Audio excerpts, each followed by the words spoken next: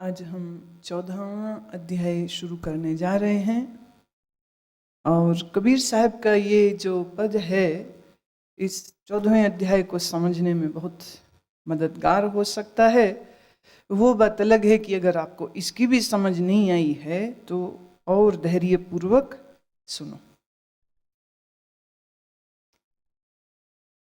मैं फिर कहूंगी एकदम सावधान होकर के सुनिए, क्योंकि जो आप सुन रहे हैं उसकी योग्यता, मेरा वचन कठोर है पर सत्य है, उसकी योग्यता आपके पास नहीं है। इसी कारण से जितना आप मुझे सुनते हैं उसका शायद 5% और कईयों को तो 2% ही भीतर पहुंचता है, बाकियों के सब साफ। ये मुश्किल है, बहुत बड़ी है, छोटी बात नहीं है। मैं फिर कह देती हूं कि पूर्व में ऋषि जन अपने शिष्यों की वर्षों वर्षों 20-30 साल वर्षों तक उनकी योग्यता को परखते थे। तब तक उनको यज्ञ, दान, तप, सेवा में लगा के रखते थे और जब वो पूरी तरह तैयार हो जाते तब फिर सिर्फ 2 या 4 या 6 बैठकें होती और इतने में शिष्य आत्मज्ञानी हो जाता, बस बात खत्म हो जाती। एक तरह से जो मैं कर रही हूं उसमें उस परंपरा का विरोध है।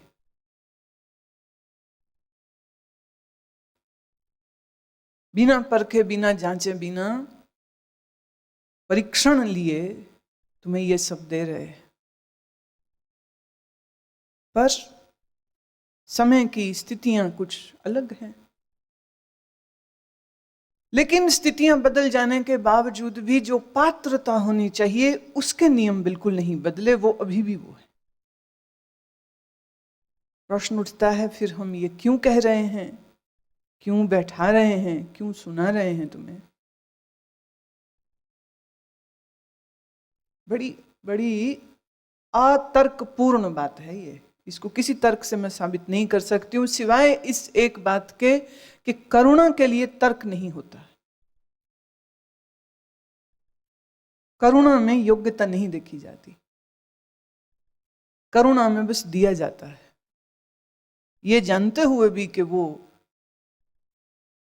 जो इसको ले रहा है वो इसको व्यर्थ करेगा, ये जानते हुए भी दिया जाता है कि ये सोच के कि ये जो ज्ञान का बीज है कहीं किसी के अंतःकरण में कहीं कोई 1-2 सूत्र भी जगह बना ली तो उसका भविष्य सुधर जाएगा।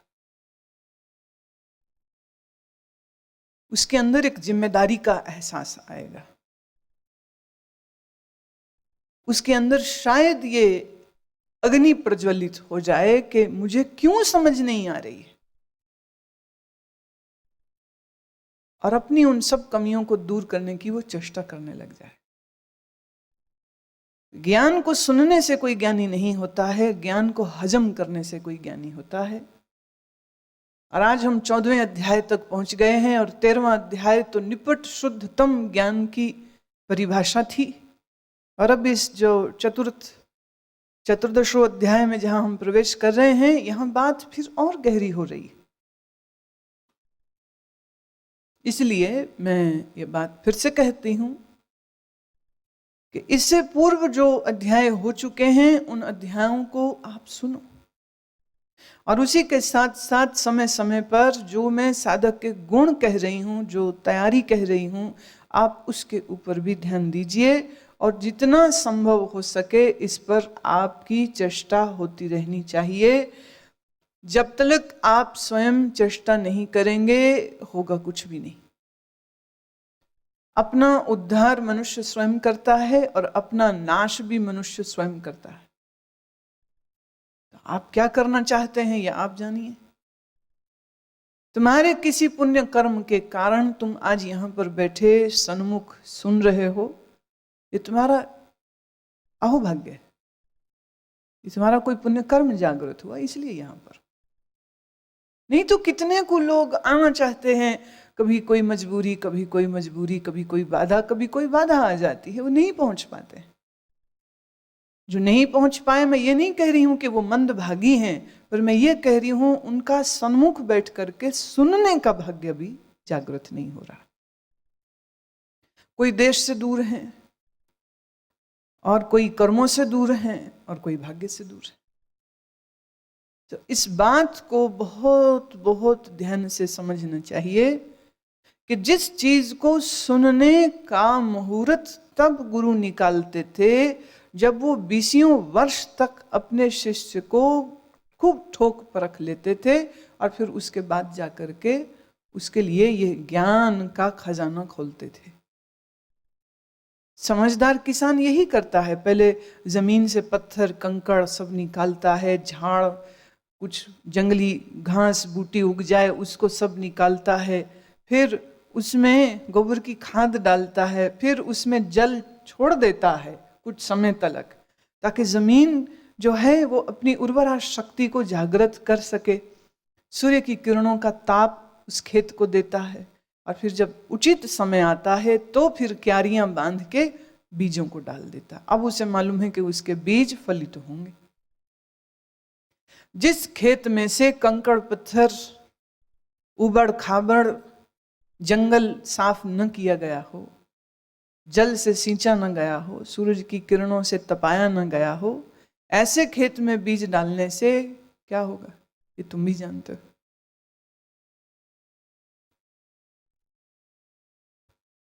तुम्हारा अंतःकरण क्षेत्र है, एक खेत, एक भूमि की तरह, और तुम्हारे इस अंतःकरण रूपी खेत में हम ज्ञान का बीज बोना चाह रहे हैं।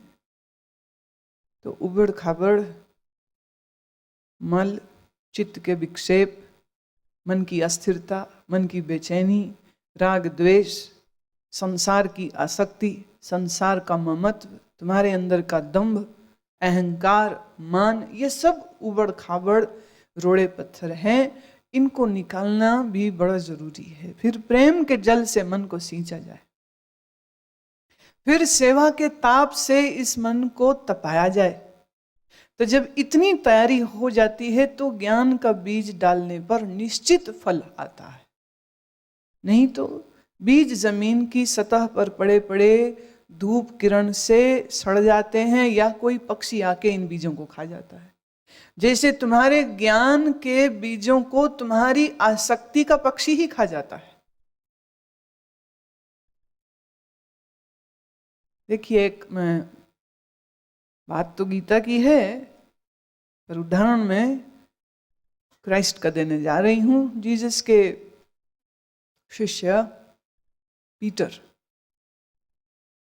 आके कहता है कि गुरुदेव, खबर आई है कि मेरे पिता का देहांत हो गया है, तो मैं अनुमति चाहता हूं कि गांव जाकर के उनको दफना आऊं।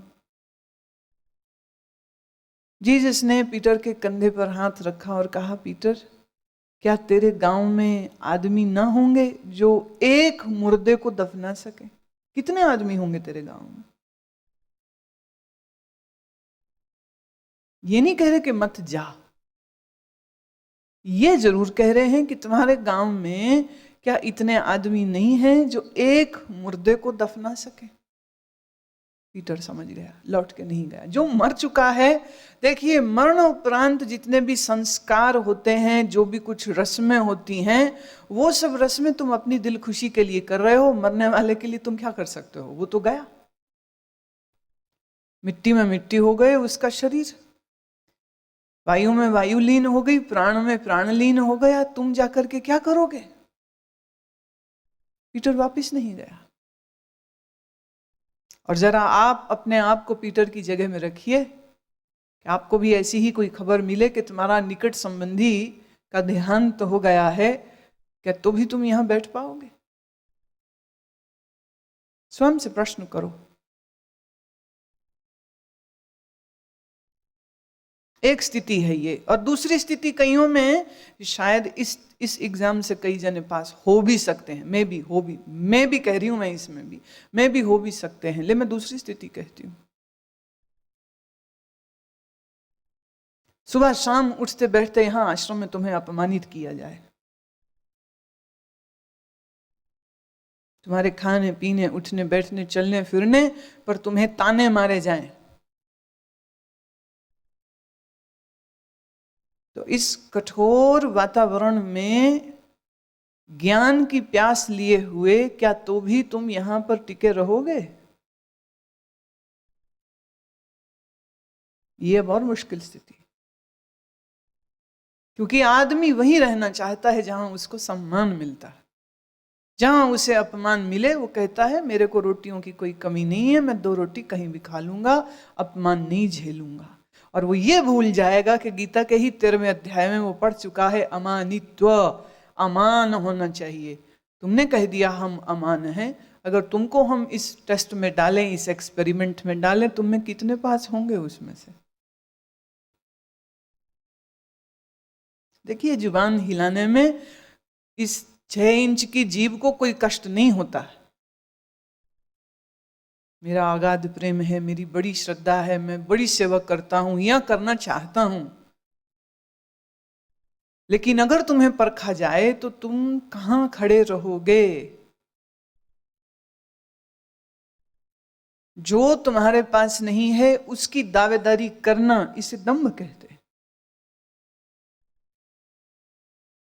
और वृथा कारण के, बिना किसी कारण के, बिना किसी आधार के अपने आप को दूसरों से श्रेष्ठ समझना, इसी को अहंकार कहते हैं। और मैं कहती हूं कि तुम्हारे अहंकार को रोज तोड़ा जाए, क्या फिर भी बैठोगे? तुम में से जो 2-4 सिर हिले के हाँ तो भी बैठेंगे, तुम इसीलिए कह रहे हो क्योंकि 3 दिन में तुम लोगों ने घर में लौट जाना है। और वैसे ये 3 दिन भी मेरे लिए काफी, 3 दिन छोड़िए, 3 मिनट काफी है मेरे लिए। 3 मिनट लगेंगे सिर्फ, 3 भी मैं ज्यादा कह रही हूं।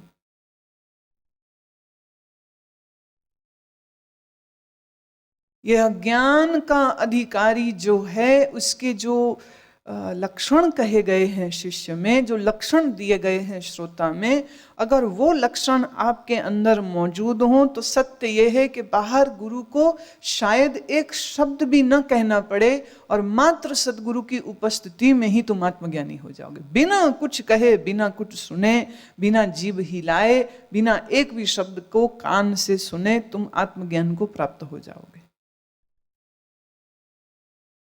बशर्ते वो योग्यता, वो क्षमता, वो पात्रता आपके अंदर हो। सो तुम्हें मेहनत इसी चीज के ऊपर करनी है कि तुम्हारी पात्रता कैसे बढ़े।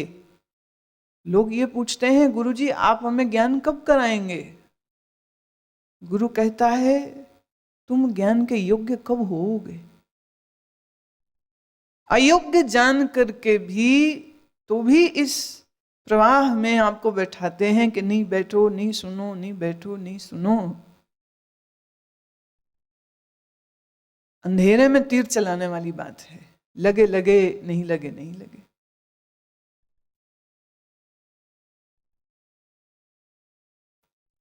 अब हम 14वें अध्याय में प्रवेश करते हैं। ओम श्री परमात्मने नमः। अथ 14 अध्यायः। श्री भगवानुवाच परं भूयः प्रवक्ष्यामि ज्ञानानां ज्ञानमुत्तमम् यज्ञात्वा मुनयः सर्वे पराम सिद्धिमितो गतः। ज्ञानों में भी अति उत्तम परम ज्ञान को मैं फिर से तेरे लिए कहता हूं, जिसे जानकर सब मुनिजन इस संसार से मुक्त होकर परम सिद्धि को प्राप्त हो गए। किस ज्ञान को कहता हूं? पर के ज्ञान को कहता हूं। उस परे से परे जो ब्रह्म है उसके ज्ञान को तेरे लिए कहता हूं, फिर से कहता हूं। कह चुके हैं पर फिर से कहता हूं। भूयः, फिर से तेरे लिए कहता हूं। क्यों कहता हूं? क्योंकि इस आत्मज्ञान से श्रेष्ठ और कुछ भी नहीं, और इसी श्रेष्ठ ज्ञान को पाकर के व्यक्ति अपने पशुता, दासता से मुक्त होकर आत्मनिष्ठ हो जाता है। जैसे इस महाआकाश में कितने ही प्रचंड वेग से वायु चले, आकाश उसको भी धारण कर लेती है, और थोड़े ही समय में वो वायु के प्रचंड वेग को भी शांत हो जाना पड़ता है, क्योंकि इतने बड़े आकाश में वो कितनी दूर तक चलेगी। आकाश का जो अवकाश है वो तो बहुत बड़ा है, वायु का वेग कितना होगा और कितनी देर चलेगा, जल्दी ही खत्म हो जाएगा। इसी तरह इस आत्मज्ञान में मन के समस्त वेग नष्ट हो जाते हैं। इस आत्मज्ञान में जाकर तुम्हारे मन के समस्त विचार शांत हो जाते हैं। कितने ही प्रचंड वेग से तुम्हारे मन में विचार हों, थॉट्स हों, भावनाएं हों, और कैसी भी भावनाएं हों, यह ज्ञान सब वेगों को समाप्त कर देता है, सब वेगों को शांत कर देता है। और जिसका चित्त शांत हुआ और जिसको इस आत्मज्ञान में स्थिति हुई, परम सिद्धि उन्हीं को मिलती है। और जिन्होंने परम सिद्धि को प्राप्त किया उसी को हम मुनि कहते हैं।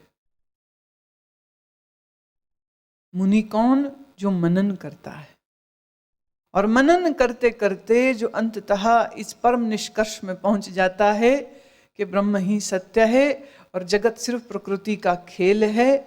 जिसको इस बात का निश्चय हो गया, वो जगत को यूं देखता है जैसे कोई शीशे में विभिन्न छायाओं को, छवियों को, रिफ्लेक्शंस को देखता है, और वो ये जानता है कि वास्तव में इसके भीतर है कुछ नहीं। शीशे में कुछ नहीं होता, शीशे में दिखता है, शीशे में कुछ नहीं होता।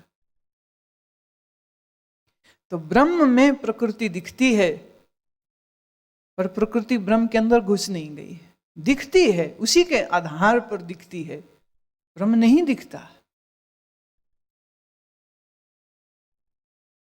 इस ज्ञान को जिन्होंने प्राप्त किया, सब वह लोग मुक्त होते हैं, परम सिद्धि को प्राप्त करते हैं। इदं ज्ञानमुपाश्रित्य मम साधर्म्यमागतः सर्गेऽपि नोपजायन्ते प्रलये न व्यथन्ति च। इस ज्ञान को आश्रय करके अर्थात धारण करके मेरे स्वरूप को प्राप्त हुआ पुरुष सृष्टि के आदि में उत्पन्न नहीं होते और प्रलय काल में भी व्याकुल नहीं होते। जिसने इस परम ज्ञान को समझा, उसका सृष्टि का आदि माने जब सृष्टि शुरू होती, when this creation begins to happen, उनका उस खेल में कोई एंट्री नहीं होगी। बस इतना समझिए आप। वो अपने इस खेल में पास हो चुके हैं, वो अपने इस खेल से अब बाहर हो चुके। जैसे छुआ का एक खेल होता है, सब भागते सब भागते सब भागते, एक पकड़ रहा है और जिसको उसने पकड़ लिया वो खेल से बाहर हो गया। तो यूं समझो ये सारा संसार एक छुआ का खेल है, और गुरु जो है वो तुम्हें पकड़ना चाहता है, और जिसको गुरु ने पकड़ लिया, ज्ञान का धप्पा मार दिया पीठ पे, वो इस संसार के खेल से बाहर हो जाता है। भाई अब तुम निकलो, अब हम दूसरों के साथ खेल खेलते हैं। कोई अज्ञानी रहेगा तो कोई ज्ञानी रहेगा। ज्ञानी अज्ञानियों को इस ज्ञान के पथ पर लाने के खेल को खेलते रहते। और जो पकड़े गए सो खेल से बाहर हो गए, और जो खेल से बाहर हो गए वो पुनः सृष्टि में फिर से उनकी कोई एंट्री नहीं होती है, उनका प्रवेश नहीं होता। सृष्टि के आदि काल से ही उनका जन्म नहीं होता है, और जब सृष्टि के बनने में वो नहीं आए तो सृष्टि जब मिटेगी तो भी उसको क्या व्याकुलता होगी। When you are out of the whole game, then nothing can disturb you, nothing can affect you, then you are out of this whole nonsensical game. It is a nonsensical game. खेल ही तो है ना। अन्न खाया, अन्न से वीर्य बना, वीर्य से वीर्य और अंडे के मिलाप से बच्चा बना, बच्चा बड़ा हुआ तो जवान हुआ, भोगता है, खाता है, पीता है, मकान बनाता है, धन कमाता है, फिर आगे ब्याह करता है, संतान उत्पन्न करता है, बूढ़ा हो जाता है, मर जाता है, जलाया जाता है। जब जलता है तो फिर मिट्टी में मिट्टी हो जाता है। जिस मिट्टी से निकला था उसी मिट्टी में फिर पहुंच जाता है। समय पाकर के फिर यही मिट्टी में एक नया बीज बनता है, ये फिर अन्न की तरह उगता है, ये फिर इस अन्न को कोई खाएगा, उस अन्न से फिर वीर्य बनेगा, यह वीर्य फिर किसी अंडे से मिलेगा, फिर से एक नया शरीर बन जाएगा। And this goes on and on and on. Isn't it a nonsense game? जहां से शुरू होता है वहीं खत्म हो जाता है। जब जन्म होता है तो मुंह में दांत नहीं होते, और बुढ़ापे में आते आते फिर दांत खत्म हो जाते हैं, फिर बिना दांत का हो जाता है। जन्म होता है तो सिर में बाल नहीं होते, चल नहीं सकता, उठ के बैठ नहीं सकता है, अपने आप खा नहीं सकता है। बुढ़े होते होते भी यही हालत हो जाती है, अपने आप उठा नहीं जाता है, अपने आप खाया नहीं जाता है, अपने आप करवट नहीं ली जाती है।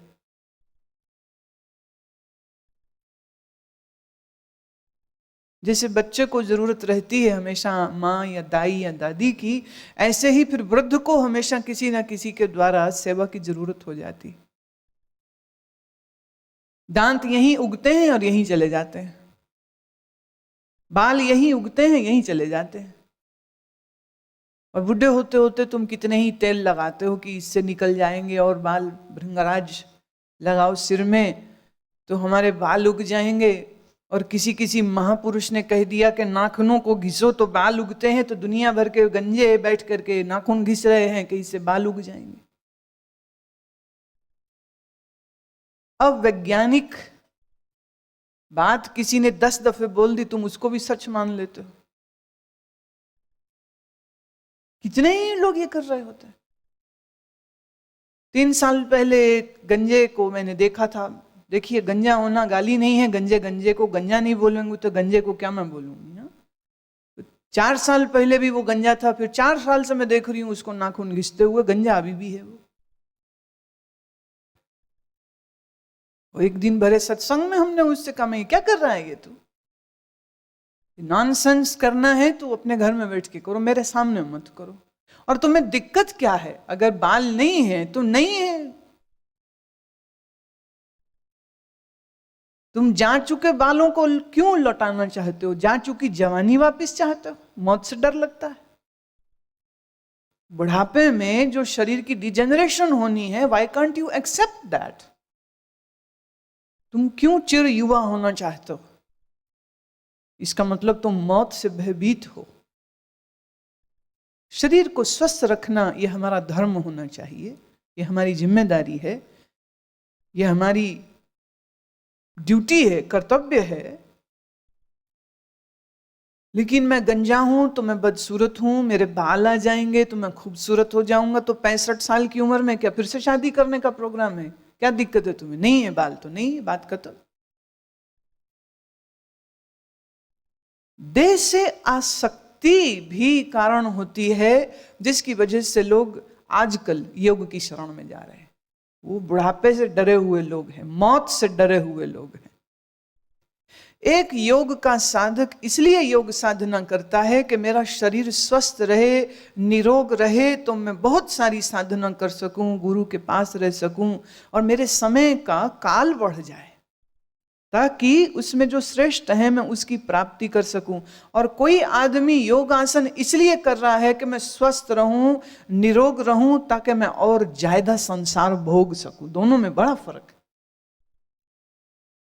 आज तमाम वेस्टर्न वर्ल्ड में जितने लोग योग कर रहे हैं, उनमें बहुत बड़ी प्रतिशत उन लोगों की है जिन्होंने ये सुना कि प्रसिद्ध अभिनेत्री, कोई प्रसिद्ध पॉप सिंगर ने योग किया और 45 या 50 साल की उम्र में भी वो एकदम कसे हुए शरीर से हैं, गरिष्ठ शरीर से हैं, बलिष्ठ शरीर से हैं, very toned and lean and muscular body है उनकी।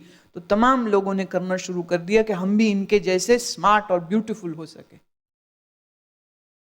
एक आदमी अपने ग्लैमरस और अपने फिल्म कैरियर को या अपने सिंगिंग कैरियर को अच्छा वो बना के रखना चाहता है, क्योंकि the more sex appeal they have the more their albums will cell.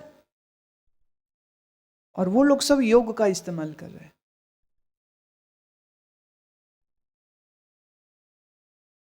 वो सब लोग योग का इस्तेमाल कर रहे हैं।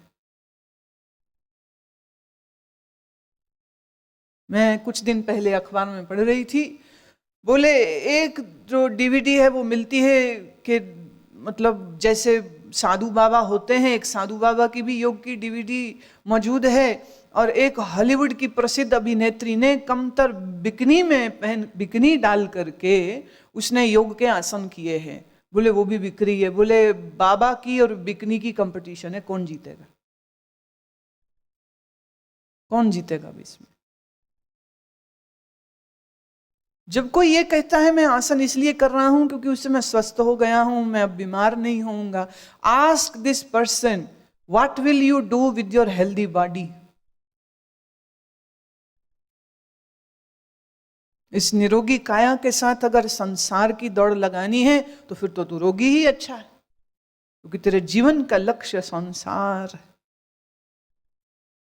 एक योग का साधक सुबह 2-3 घंटे जब आसन करता है तो इसलिए नहीं कर रहा कि उसे मौत से डर है या रोग से डर है, वो इसलिए कर रहा है कि मेरा शरीर स्वस्थ रहेगा तो मैं अपने गुरु की सेवा कर सकूंगा, मैं बैठ करके बिना हिले जुले डुले ध्यान कर सकूंगा, ज्ञान सुन सकूंगा, मेरा शरीर बाधा नहीं बने मेरी साधना में, मेरा शरीर सहयोगी हो जाए, इसलिए आसन करता है।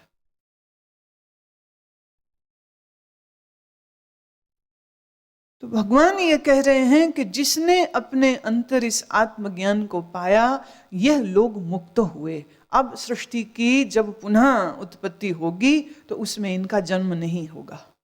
अब इसमें 2 मत हैं। कईयों का ये कहना है कि ज्ञान हो जाने के बाद भी 7 जन्म और होंगे। क्यों होंगे? वो इसलिए होंगे कि एक तो उस ज्ञान की मस्ती को मानने के लिए भी तो देह चाहिए और जीवन चाहिए, और इसलिए भी कि जो तुमको प्राप्त हुआ है इस अपनी जली हुई ज्योत के द्वारा अन्य बुझे हुए दीपकों को वो जलाए। तो ज्ञान की ये परंपरा चलती है। तो 7 जन्म उन्होंने कहा मिनिमम और होंगे, लेकिन इन 7 जन्मों में बंधन कोई नहीं, उसकी बड़ी मौज होती है। जैसे कोई मजे से बाग में सैर करने जाए तो हम ये नहीं कहते हैं कि वो काम कर रहा है, हम कह रहे हैं वो सैर कर रहे हैं। देखिए कोई आदमी घर का सामान राशन खरीदने के लिए बाजार पैदल चल के आए तो वो कहता मैं काम कर रहा हूँ, लेकिन एक आदमी किसी बगीचे में 2 घंटे से सैर कर रहा है तो क्या पूछो क्या कर रहे हो? काम कर रहे हो? कोई चल रहे हो, पसीने आ रहे हैं? बोले नहीं नहीं सैर कर रहा हूँ। क्यों कर रहे हो? भाई अच्छा लग रहा है, मुझे अच्छा लग रहा है ये करने में। तो सैर करने में और काम करने में शरीर की क्रिया तो एक सी ही है, पर एक को आनंद है और एक सोचता है मुसीबत, सारे घर के काम मेरे को दे देते।